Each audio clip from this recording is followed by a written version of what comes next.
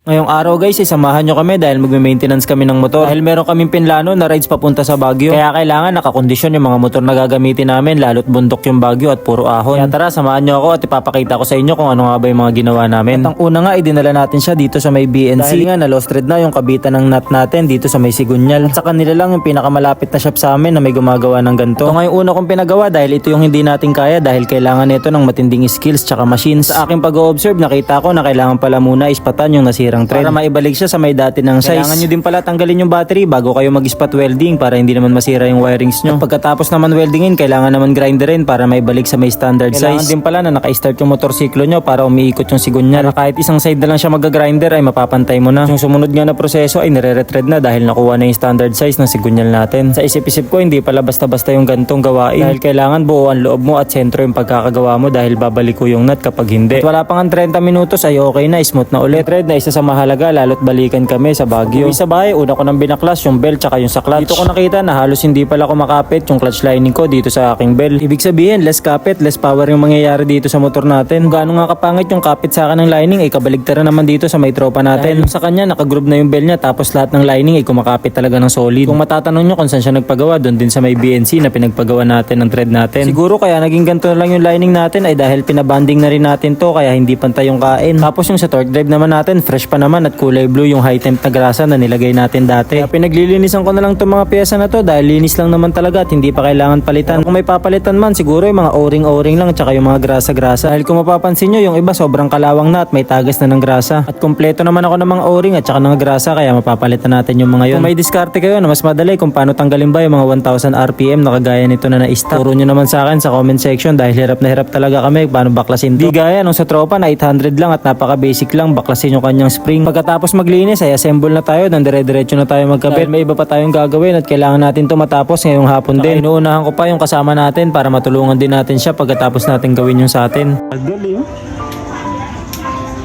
Tagal mo, kalbo.